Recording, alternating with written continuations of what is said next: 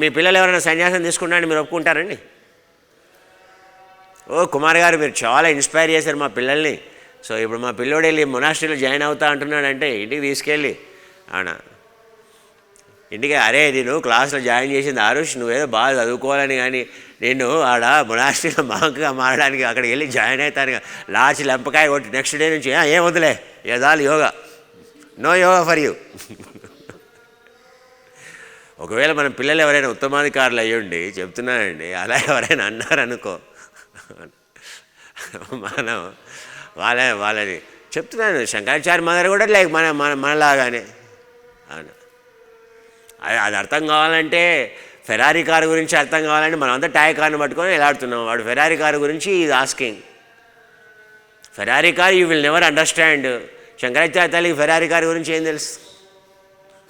So ఆ విధంగా ఏంటంటే ముముక్షత్వం ఏది వైరాగ్యము అనేది వీళ్ళ క్వాలిటీ ఏంటి అంటే మృత్యువులో పడాలా లేకపోతే దాని నుంచి బయటపడాలా అనేటువంటి దానికి పెద్ద ఆలోచన చేయలేదు వాళ్ళు. అందుకే ఉత్తమాధికారులు అని అంటారు వాళ్ళని.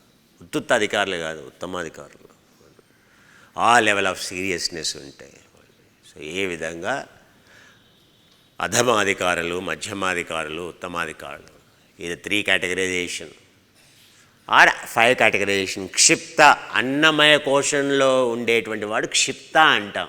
అంటే ఎంతసేపు ఈ శరీరం దుర్గంధమైనటువంటి శరీరాన్ని, ఈ శరీరం గురించి ఈ శరీరానికి ఏం ఆహారం తినాలా, దీన్ని ఎట్లా ఎంటర్టైన్ చేయాలని ఆలోచించేవాడు క్షిప్త భూమిక. వాడి యొక్క mind world is too small.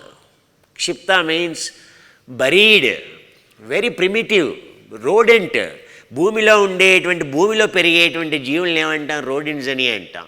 అవి భూమిలో బొరియల్లో ఉన్నాడు. అది బొరియలో ఉంటుంది, చీకట్లో ఉంటుంది. సో ఈ అన్నమయ కోశంలో ఉండేటువంటి వాళ్ళని ఏమంటామంటే క్షిప్త భూమిక అని అంటాం. అంటే పందికొక్కుల్లాగా, లేకపోతే ఎంతసేపు దానికి ఏంటంటే మట్టి తింటుందా, ఏం తింటుందా, ఎంతసేపు అది మట్టి కానీ ఏది కానీ ఎప్పుడు దాన్ని తిండి యామనే, దాని సచ్చంతా తిండి తిండి తిండి తిండి తిండి రోడెంట్స్. ఏమీ లేదు ఇంకా దానికి. నువ్వు ఎంత కాంక్రీట్ చేసినా వాళ్ళ కింద నుంచి ఎక్కడ హోల్ పెట్టాలని చూస్తుంది. గినియా పిగ్, దాని డిఎన్ఏ మన డిఎన్ఏ ఆల్మోస్ట్ సేమ్. సో దానిలాగానే మనకు కూడా అలవాట్లు ఉంటే ఇక మనం ఏం చెప్పేది? ఎక్స్పెరిమెంట్స్ దాన్నే వాడుతున్నారయ్యా, పందికొక్కునే.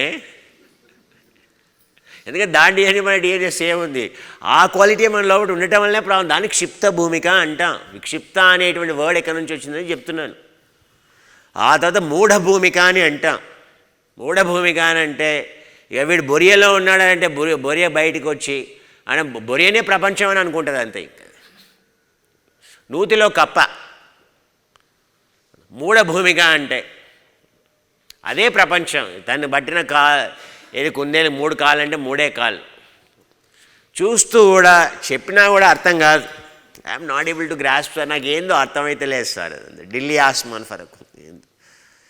మూఢ, చెప్పినా అర్థం కాదు, అసలు గ్రాస్పింగే లేదు, అసలు వినలేరు. స్కూల్లో వీడి కూర్చొని టీచర్ ఏం మాట్లాడుతున్నాడో కూడా ఈ స్టూడెంట్కి అర్థం కాదు అసలు. అదే ఫ్రంట్ బెంచ్లో కూర్చున్నాడో, సెకండ్ బెంచ్లో, థర్డ్ బెంచ్లో కూర్చున్నాడు, వాడికి అన్నీ అర్థమవుతున్నాయి. బట్ వీడికి అసలు ఒక వొకాబులరీ కూడా అర్థం కావట్లేదు. మూఢభూమిక అంట. ఆ తర్వాత విక్షిప్త భూమిక అని అంట. విక్షిప్త భూమిక. సో విక్షిప్త భూమిక అంటే సో వీడికి కొంచెం కంట్రోల్ ఉంటుంది. వీడు మిడిల్ బెంచ్లో కూర్చుంటాడు. సో ఏంటంటే కంట్రోల్ ఉంటుంది, మైండ్ మీద కొంచెం కంట్రోల్ ఉంటుంది, ఏం చేస్తున్నా అనేటువంటి అవగాహన ఉంటుంది. సో ఏ క్షిప్త భూమిక గురించి అన్నమయ కోశంలో, ప్రాణమయ కోశంలో స్టకప్ కాదు. And is only thinking about the mind quality గురించి ఆలోచిస్తుంది. మైండ్ కంట్రోల్లో ఉంటుంది, ఇంద్రియాలు కంట్రోల్లో ఉంటాయి. దాన్ని విక్షిప్త అని అంటాం. విక్షిప్త, బొరియలో నుంచి బయటకు వచ్చాడు వీడు, కొంచెం చూస్తున్నాడు ప్రపంచం. విక్షిప్త పక్షి అంటాం. విక్షిప్తకి ఎగ్జాంపుల్ ఏంటి అంటే పక్షి ప్రపంచాన్ని చూస్తుంది ఇట్లా పైనుండి, అబ్బాయి ఎంత బాగుందని చెప్పేసి అక్కడ స్టకప్ అయితే రావని అసలు అవుతుంది.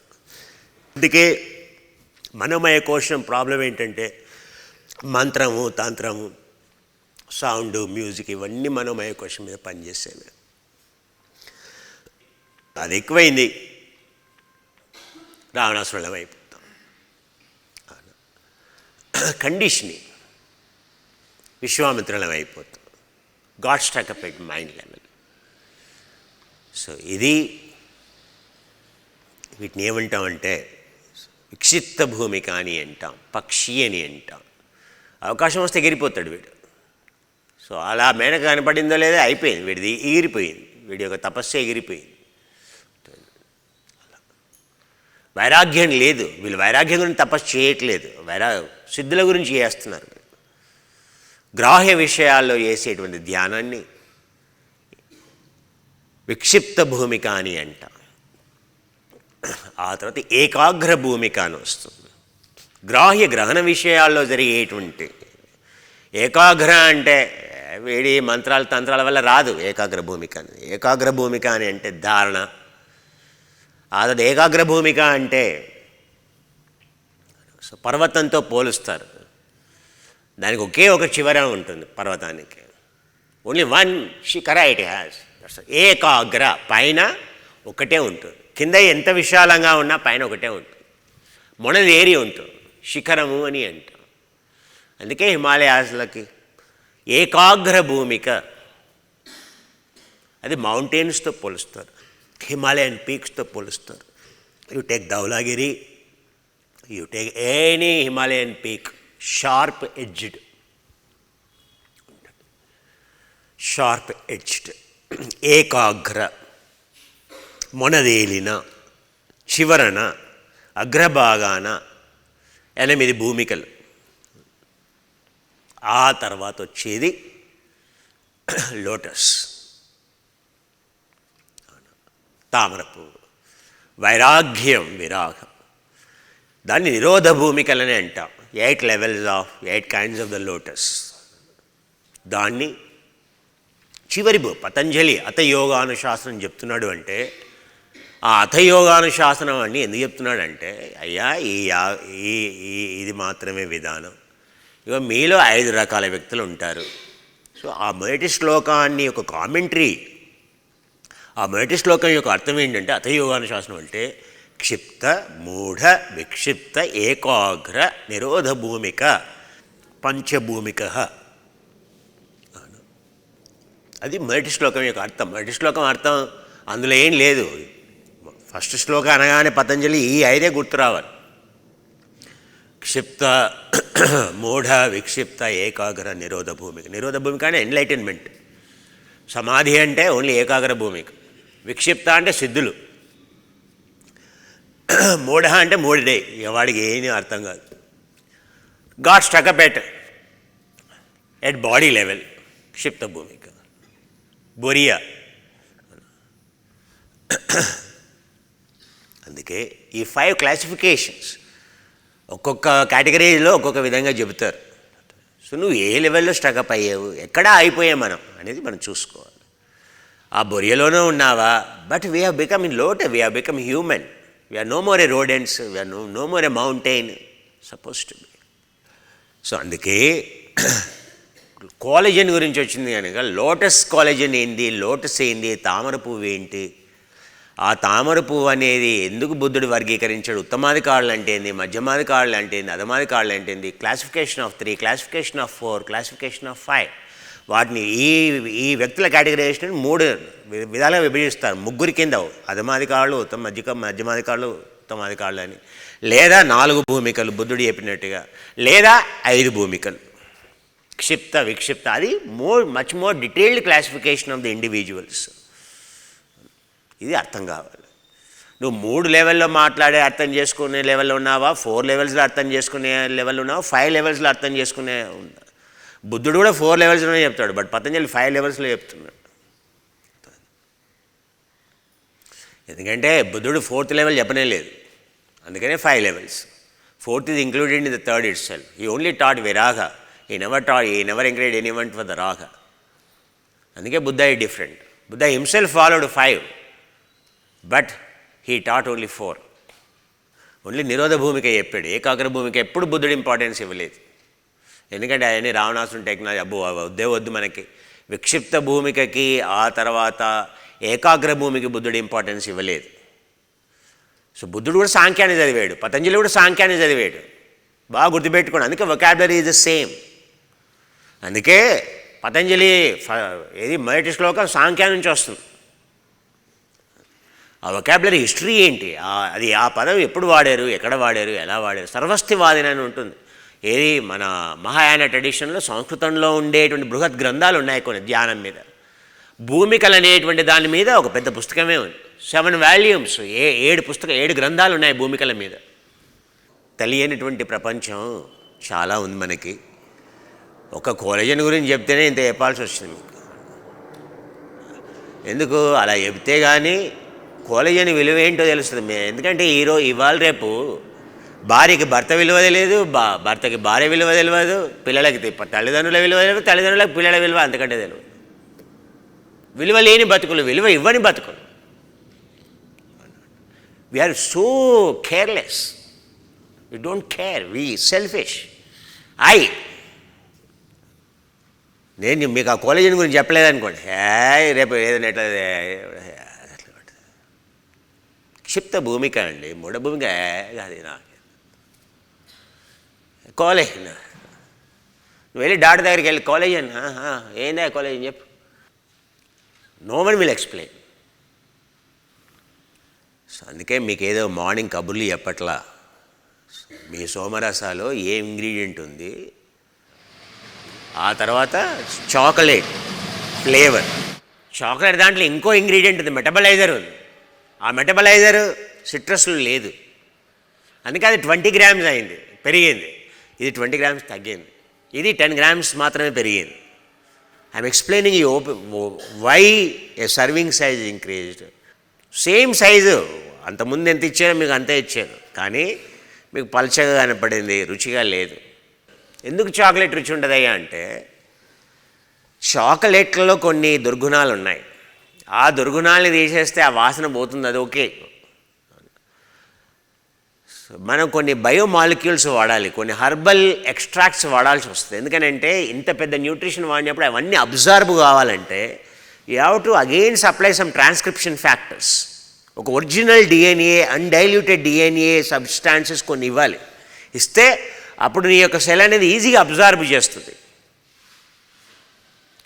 సో వాట్ ఇట్ కంటైన్స్, అవునా.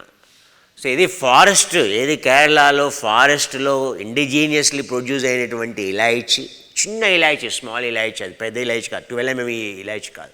That elaichi is collected by the tribals in the forest, not tribals, by the people. And it is most expensive than what it traded by spice board of India. Spice board of India చేసేటువంటి ఇలాయచీ 4500 ఉంటుంది, type 1 grade. But whereas this is 5,000 rupees. The quantity you will get is so much because it is small and full of seeds. But ఏంటది forest elaichi. హిమాలయాస్లో దొరికే forest elaichi పెద్దగా ఉంటుంది, నల్లగా ఉంటుంది. అది మనకి అది ఓన్లీ హిమాలయాస్లో ఉండే వాళ్ళకే. మనకు ఒక్క లోపల వేసుకున్నామంటే నాలుగు మీద పొక్కొచ్చేస్తుంది, అంత పవర్ఫుల్ ఆ ఇలాయచీ. సౌత్లో అంటే మళ్ళీ కేరళ, నార్త్లో అంటే హిమాలయాస్. అందుకే సౌత్ నుంచి తెచ్చుకోవాలి మనం, ఎందుకంటే మనం సౌత్లో ఉన్నాం కదా, మనం హిమాలయాస్లో ఉండట్లేదు కదా. అందుకనే from where we should source our elaichi, we should source from Kerala. Nothing but అక్కడ ఉండే టెంపుల్స్ కన్స్ట్రక్షన్ కానీ ఏదైనా కూడా హిమాలయాల్లో ఎలా ఉంటుందో టెంపుల్ కన్స్ట్రక్షన్ అక్కడ అలాగే ఉంటుంది. చూసారో లేదో, అక్కడ ఉన్న పర్వతాల స్ట్రక్చర్, అక్కడ ఉన్న పర్వతాల స్ట్రక్చర్, అక్కడ ఉన్న ఫారెస్ట్ స్ట్రక్చర్, అక్కడ ఉన్న ఫారెస్ట్ స్ట్రక్చర్, ఏది కోస్టల్ కర్ణాటక, ఉత్తర కెనడా, నార్త్ కెనడా, మొత్తం ఆ బెల్ట్ అంతా ఏది కేరళ అంతా same. Hardly there is any difference. Even mountain shapes కూడా అలాగే ఉంటాయి. సో ఆ ఇలాయచీ మరి ఏం చేయాల్సి, దాన్ని ఎక్స్ట్రాక్ట్ వాడాలా? ఎక్స్ట్రాక్ట్ వాడద్దు. ఎక్స్ట్రాక్ట్ వాడినామనంటే మళ్ళీ దాన్ని ప్రాసెస్ చేసినట్టే లెక్క. ఆ గింజల్ని ఆ విధంగానే నల్లగొట్టాలి, అది కూడా ఫ్రెష్ ప్రొడ్యూస్ అయి ఉండాలి. నల్లగొట్టి మెత్తగా పౌండ్ చేసి, అది కూడా దేంతో గ్రైండర్లు వేయకూడదు, చేతితో కొట్టి దాన్ని నూరి దంచి యాడ్ చేసి ఇంకొక స్పైస్ ఉంది.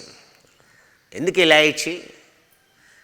ఎందుకు సార్ పోపులో ఇలాయచి కానీ ఎందుకు వేస్తాం సార్? ఇవి ఎందుకు వేస్తాం? జీలకర్ర ఇవన్నీ ఎందుకు వేస్తాం? ఎందుకంటే అందులో ఉండే దుర్గంధాన్ని మొత్తం ఏమైనా నెగిటివ్ క్వాలిటీస్ ఉంటే దాంట్లో మన ఆహార దోషాలు ఏమైనా ఉంటే గుర్తుపెట్టుకోండి రీజన్ ఏంటి అని. అంతకుముందు యాంటీ ఆక్సిడెంట్ అని చెప్పాను, అది కాదు, ఇంకో కారణం చెప్తున్నాను. అందులో ఉండే అన్ని అవగుణాలని తీసేసేటువంటి గుణం ఆరోమాకు ఉంటుంది.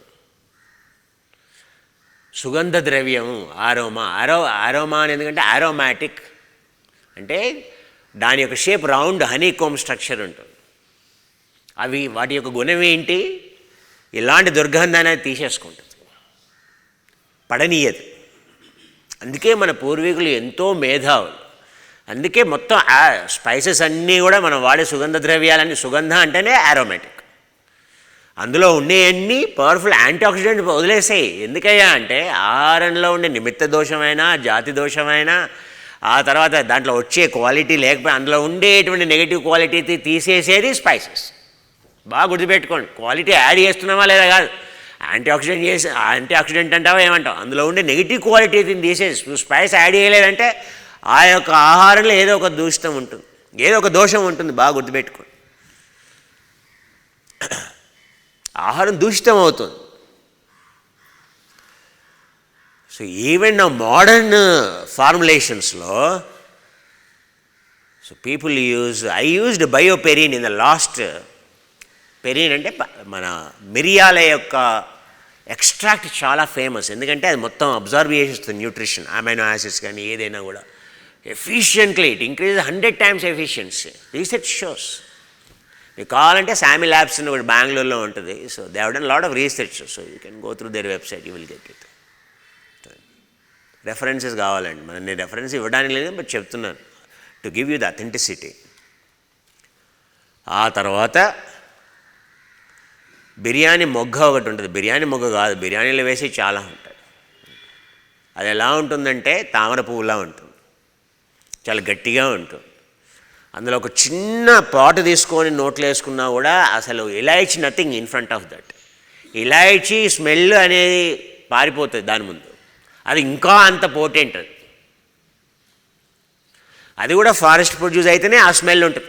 స్మెల్ని బట్టే చెప్పొచ్చయ్యా ఏది ఆ లవంగం పనిచేస్తుందా లేదా, ఇలాయచి పనిచేస్తుందా లేదా అని. ఆ సైజుని బట్టి స్మెల్ని బట్టి చెప్పచ్చు. సింపుల్. అది తెలియని వాడికి అది ఏంటో తెలియదు, కానీ పర్ఫ్యూమ్ యాడ్ చేస్తే కూడా స్మెల్ వస్తుంది.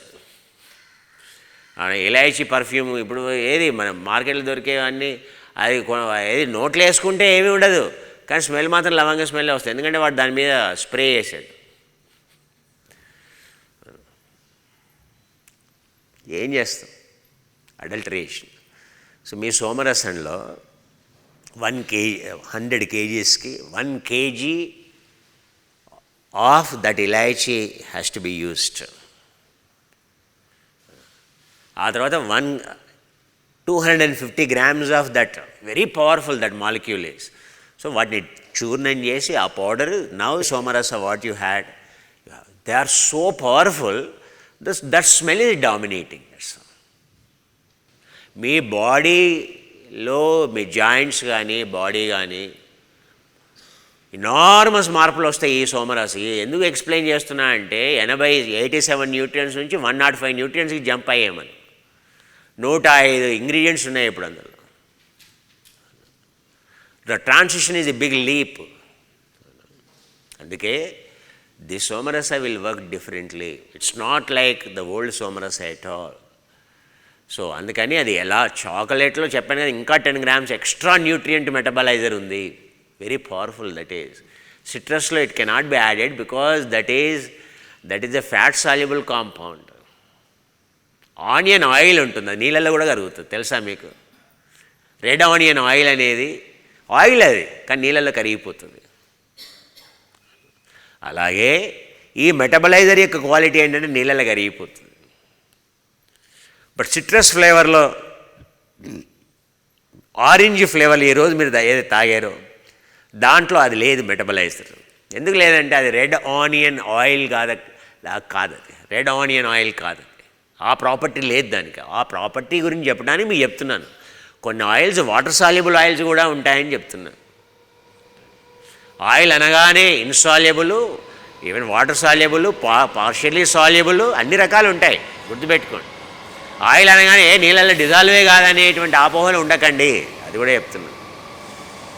ఆ యొక్క మెటబలైజర్ అవుతుంది వెరీ వెరీ పవర్ఫుల్ మెటబలైజర్.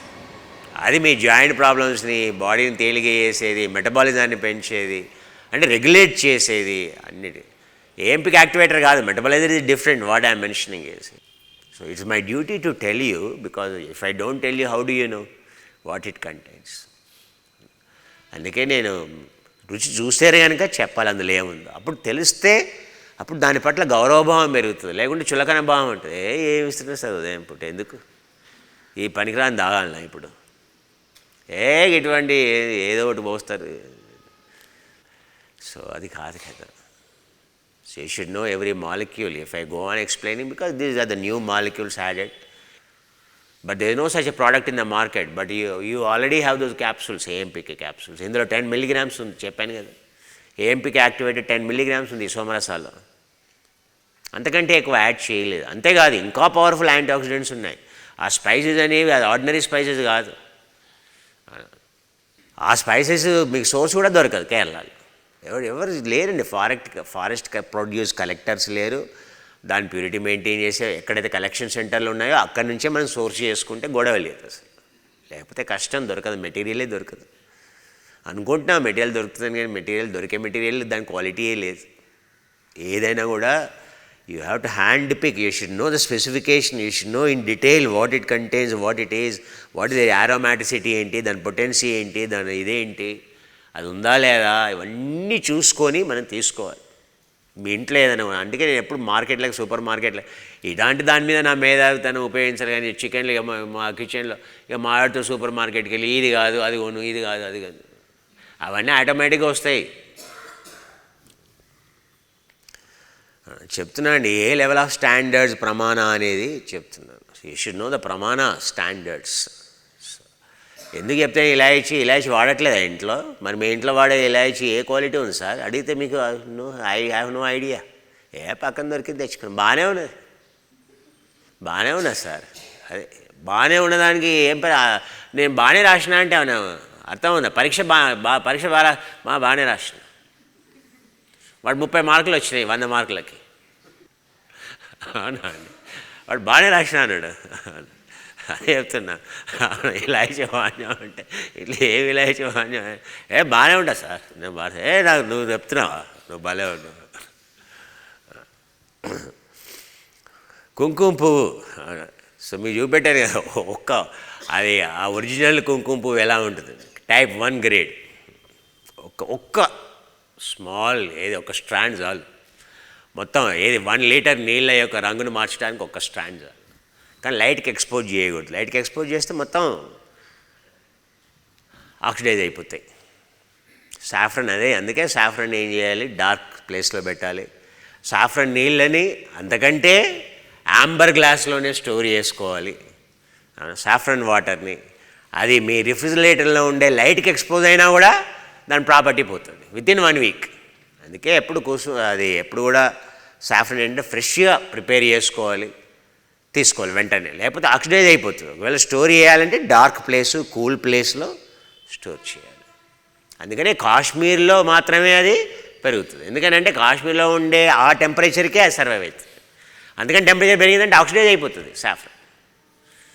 ఎందుకు మనం పెంచలేమా సార్ హైదరాబాద్లో సాఫ్రన్? నీకు అర్థం కాలే, ఈ 40 degreesలో సాఫ్రనాల్ ఉండదు, ఆ మొత్తం ఆక్సిడైజ్ అయిపోతుంది. అందుకే ఒక పర్టికులర్ సీజన్లో ఒక పర్టికులర్ టెంపరేచర్లోనే కుంకుమ పువ్వు పండుతుంది. So it has so much of technology behind it. అందుకే మన ఇంట్లో స్టోర్ చేసుకున్నప్పుడు మీరు ఎక్స్పెరిమెంట్ మీరు కూడా చేయొచ్చు. గ్లాస్ జార్లో, అవునా, మీరు ఒక కుంకుమ పువ్వు రెక్కని, ఒక స్ట్రాండ్ని, దాని యొక్క రేణువుని, ఒక రేణువుని, ఒక కేసరి అంటాం, ఒక కేసరిని, ఒక బ్రిస్టిల్ని, ఒక స్ట్రాండ్ని దాంట్లో వేయండి 1 లీటర్ వాటర్లో. నెక్స్ట్ డే వరకే అది మొత్తం ఎల్లోగా అయిపోతుంది వాటర్. మీరు వేడి చేయాల్సిన అవసరం లేదు, ఎల్లో అయిపోతుంది. కలపండి, ఎల్లోగా అయిపోతుంది. అలాగే ఉంచండి 1 వీక్లో అది మొత్తం మళ్ళీ తెల్లగా అయిపోతుంది, వాటర్ అయిపోతుంది. After 1 week you observe every day the colour is reducing. Photo sensitivity very very high. అందుకే మన సుగంధ ద్రవ్యాలన్నీ కూడా కంటైన్డ్ డార్క్ ప్లేస్లో పెట్టుకోవాలి, డబ్బాల్లో పెట్టుకోవాలి. అది కూడా ప్రొటెక్టెడ్. థిక్గా ఉండేటువంటి డబ్బా వాడాలి, పలచగా ఉండే డబ్బాలు వాడకూడదు. థిక్గా ఉండే గ్లాస్ వాడాలి, కలర్డ్ గ్లాస్ వాడాలి. వైట్ గ్లాస్ పనికిరాదు, coloured glass, thick glass, coloured glass. ఆ బాటిల్లో సుగంధ ద్రవ్యాలు స్టోర్ చేసుకుంటే అవి వాటి యొక్క క్వాలిటీ పోవు, వాటి క్వాలిటీ అనేది ఇంటాక్ట్. ఇప్పుడే ఇవాళ అసలు ఏ డబ్బాలో స్టోర్ ఏదో ఏ డబ్బా ఉంటే ఆ డబ్బాలో వేసి అసలు అంత విలువ అయినటువంటిది పెట్టి నీకు 1 వీక్ 10 డేస్లో 1 మంత్లో దాని యొక్క అరోమాటిసిటీ తగ్గిపోయింది. It's of no use. నువ్వు 6 నెలలు పెట్టుకున్నావు, 6 నెలల తర్వాత అది ఎందుకు పనికిరాదు అయ్యా. ఒకవేళ ఈ విధంగా స్టోర్ చేస్తే పనికి వస్తుంది, otherwise that spice has no meaning, తీసి పడేసాయి. ఇప్పుడు నేను యూజ్ చేసే ఇలాయచి అది ఎప్పుడో 6 నెలల కింద 7 నెలల కింద అయితే నేను I have to just buy. So ఏది as soon as it is cultivated, fresh produce only. Especially aromatic compound spices గురించి చెప్తున్నాను. ఎందుకంటే ఇందులో స్పైస్ వాడాం కనుక 2 spices we used in this. ఎందుకనంటే చాక్లెట్ అవగుణం కానీ ఏదైనా అవగుణం ఉంటే, ఎందుకంటే మాలిక్యూల్స్ ఎక్కువైపోతున్నాయి, సో ఆ అవగుణాలన్నీ తీసివేయడానికి యాడ్ చేయాలి. అందుకని ఇవి యాడ్ చేయాల్సి వచ్చింది.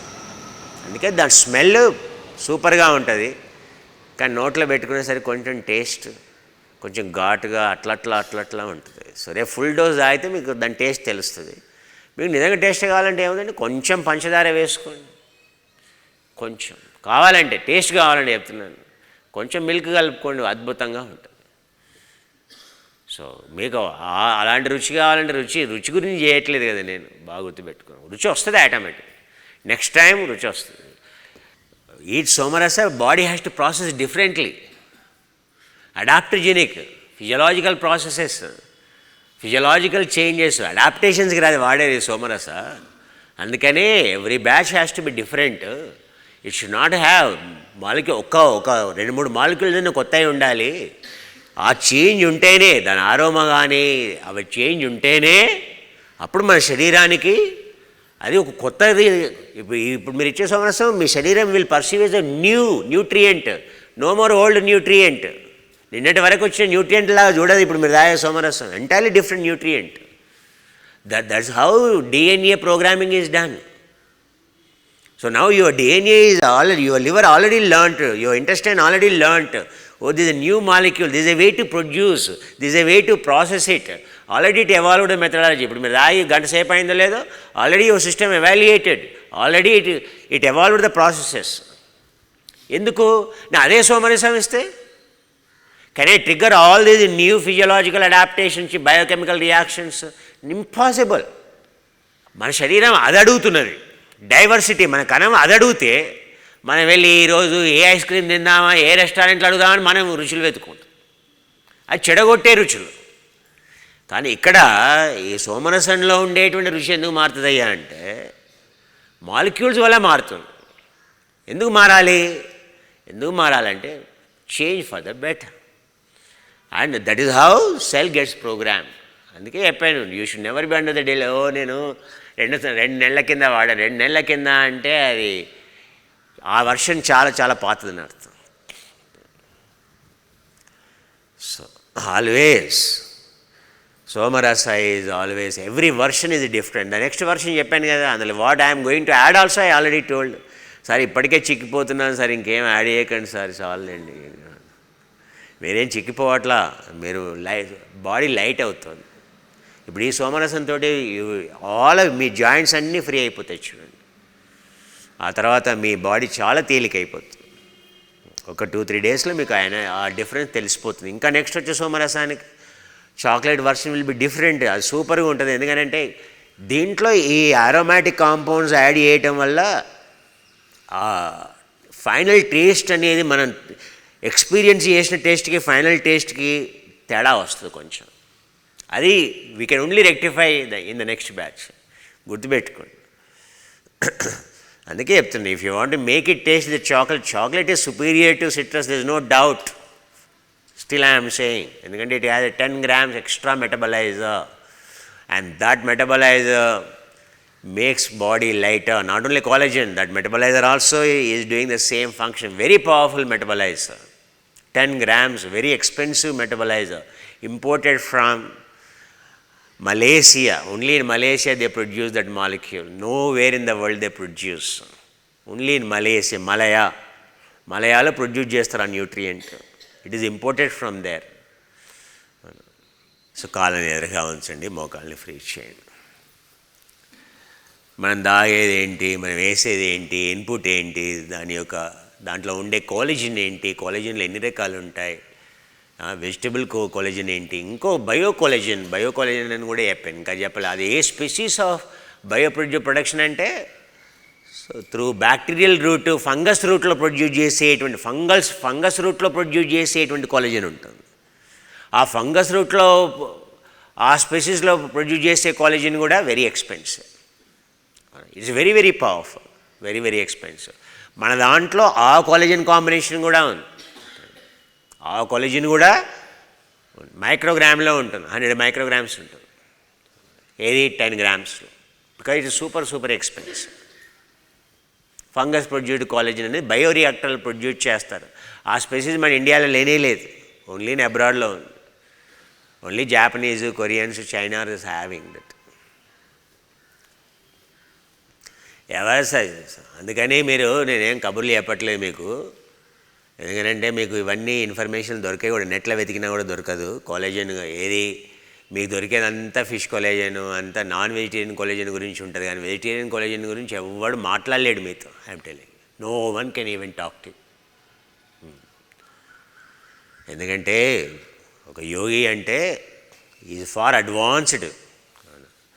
ఏది, so what is there in the world he knows. అందుకని యోగి అని అంటారండి. అందుకనే when I say something authenticity, that's it. అందులో ఏం డౌట్ లేదు. Science and is MC², that's it. అందులో ఏమైనా నెగోషియేషన్ ఉందా? అందులో అదేం కాదు. Is MC², is MC², that's all. When I say collagen classification, that's it. When I say vegetable collagen, what are the sources, that's it. So దాని గురించి ఇక్కడ రాసి ఉందా లేదా కాదు, ఉంటుంది, వెతికితే దొరుకుతుంది, కానీ మీకు ఎక్కడ దొరకాలి అంత ఓపిక. ఇక్కడ దొరికితే పట్టుకోండి. ఆ పట్టుకోవడానికే నా జీవితం అంతా పోయింది. అవునా, ఒక టెక్నిక్ దొరకడానికి, ఒక ఇప్పుడంతా సెర్చ్ అంతా ఇంగ్రీడియంట్లు పట్టుకోవడానికి అయిపోతుంది నా సెర్చ్ అంతా. ఇన్ని రోజులేమో ఆత్మవిద్య గురించి వెతికాను 40 సంవత్సరాలు. ఇక ఆ తర్వాత ఇప్పుడు ఈ శరీరాలు వచ్చే అన్ని శరీరాలు కూడా రోగగ్రస్తంగా ఉన్నాయి, వాటిని ఎట్లా బాగు చేయాలి. సో ఈ యోగా చేస్తే అసలు ఏది ఉట్టి యోగా చేస్తే ఈ రోగాలు, ఈ వ్యాధులు, ఈ ఎనర్జీలు ఎక్కడొస్తాయి. సో ఆహారమే లేదు వీళ్ళకి. ఆహారంలోనే శౌచం లేదు. ఇక మరి వీళ్ళకి ఏం చేయాలి? మళ్ళీ అందరం బహుళమే కదా. అందుకని మరి ఏ విధంగా చేయాలి వీళ్ళు యోగులని అంటే, వీళ్ళ ఆరోగ్యాలు ఎలా బాగుపరచాలి అని అంటే, సో అందుకని ఇప్పుడు వేట దేనికి మొదలైందంటే ఇంగ్రీడియంట్స్ వేట మొదలైంది.